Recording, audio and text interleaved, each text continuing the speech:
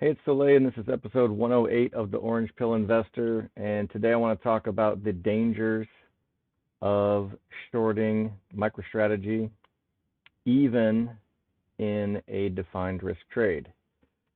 That may sound a little bit counterintuitive, since a defined risk trade, by definition, the risk should be defined. However, we are going to see a scenario where you can think that you are protected with a credit or a debit spread, and in fact, you can still get wrecked. So let's just say you are bearish on MicroStrategy. Not financial advice. I'm personally just about as irresponsibly long as I can get. However, if you are not of like mind, and you're like, okay, I want to do a defined risk trade, and I want to, quote unquote, short MicroStrategy. So I'm going to buy a put. I think it's going to stay under 1,300 by next Friday. But you don't have $8,000 to buy this put, and so you say, okay, well, I will mitigate the cost of this by selling a put, and to make this bearish, you got to sell it for less than you bought it. So let's go ahead and sell the 1290. Robinhood gives you a nice little graph here. So anything that's under this little dot right here, if MicroStrategy is under 1294, yeah, I don't have my glasses on. Under 1294, it's still profitable, and you get your max profit if it goes below this strike here. So as long as MicroStrategy stays under 1290, you get max profit, and you don't start to lose any money until it goes over 1294. And the way that this is supposed to work is, let's say the price did go down to 1285. When you sell an option, you are giving the other party the privilege or the right, but not the obligation to exercise it. And so when you sell a put, you are authorizing them to say, okay, I want you to take my shares. They're going to force you to take their shares and pay them this price. And they would be happy to do that if the price went below this price, because they've got 100 shares of MicroStrategy. They want to give it to you because it's only worth $12.85, but you agreed on this strike price, so you got to pay them $12.90. So what's that? $129,000. And but you're you've got this protection up here. So if they exercise on you and they want you to pay them $129,000,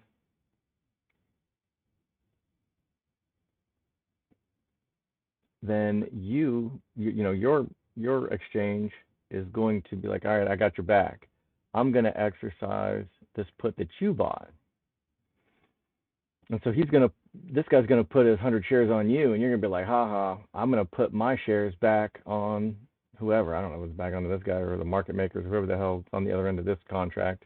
But whoever's on the other end of this one is going to get the 100 shares that got put on you. It's going to get put on them. But they got to pay you $130,000. So you pay the 129, you get paid the 130, you profit $1,000, and then this spread cost you $500 to begin with, so you actually make 503. So you actually make 497. So you're happy, right? Except that if it's close to closing, they exercise, therefore your exchange exercises on your behalf. But then after hours, what if the price of MicroStrategy were to shoot up to 1350, or God forbid, like 1500, something like that? Well, this party can simply like say, "Oh, never mind. My 100 shares are now worth 150 grand, and I don't want to assign this anymore. It made sense down here because I was going to make 500 bucks, but now, never mind. Cancel it." And so your exchange is still processing on your behalf. So instead of you getting debited for 129 grand,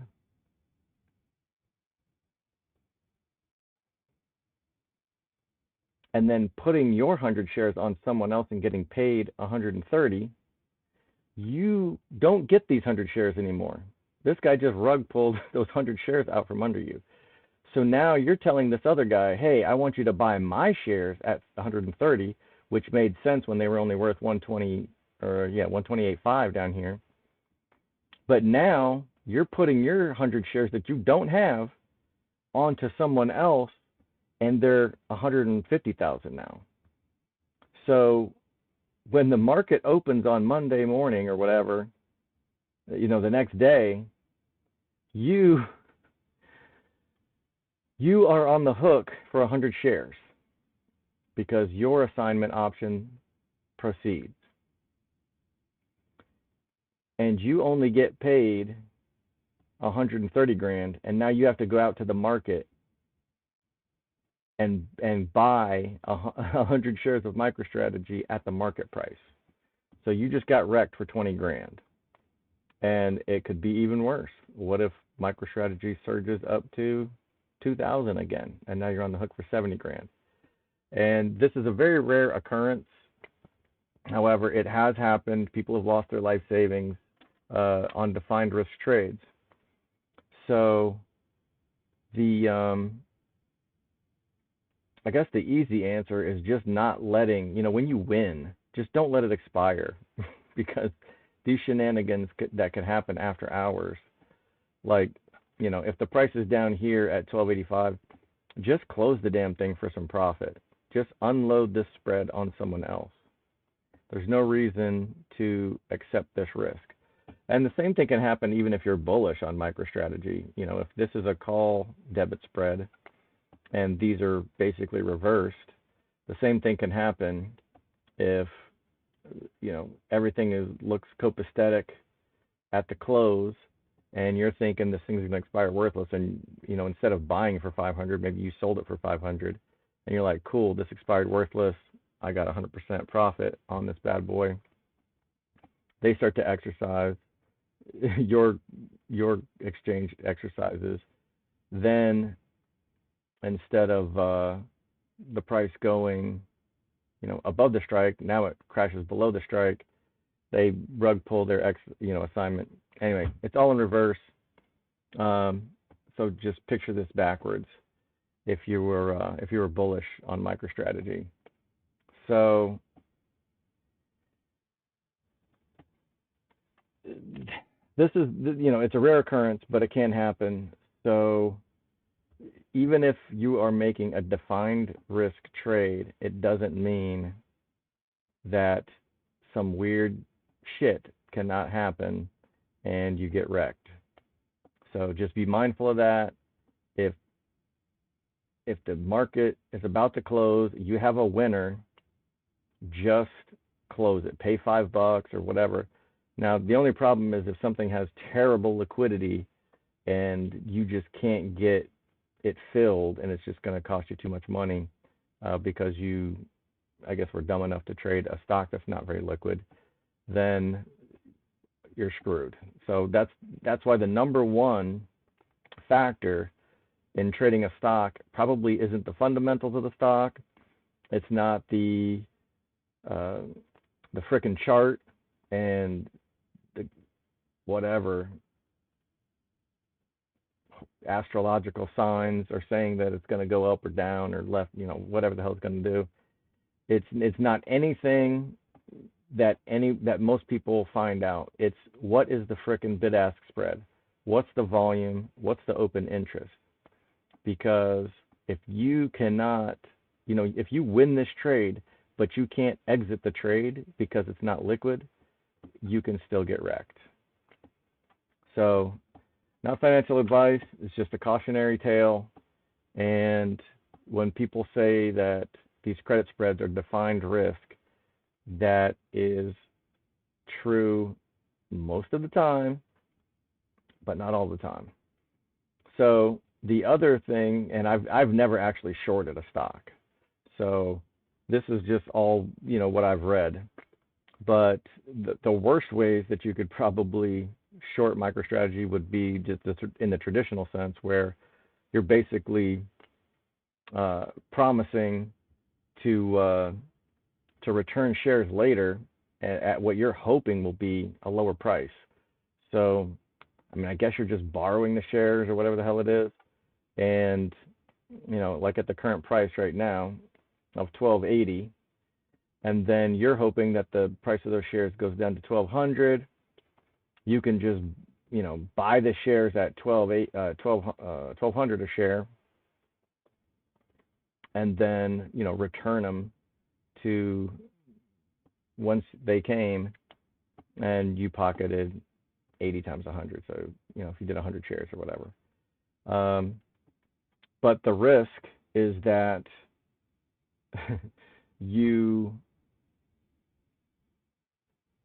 the price doesn't go down, and so now you've got to return the shares, and you've got to go out and pay. Like if the price goes up to 1500, you've got to go out and get 100 shares of MicroStrategy, and then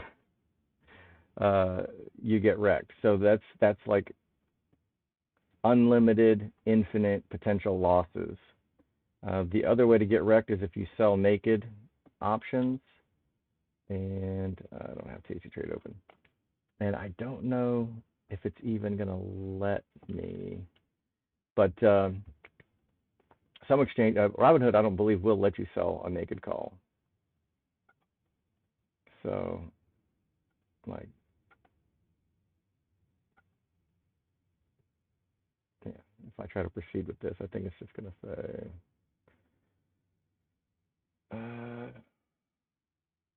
you don't have enough shares. Yeah. So, and now Robinhood, you got to sell covered calls, and we'll get to that later.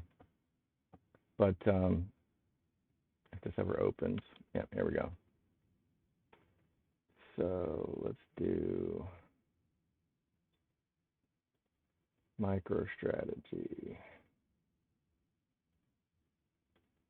If I try to short this, the 1285, so my buying power would actually increase if I sell this for $7,000.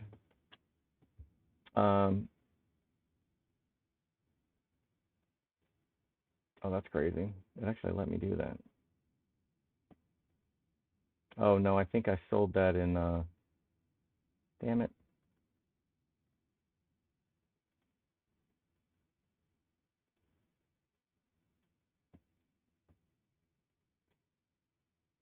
Yeah, that was in my main account.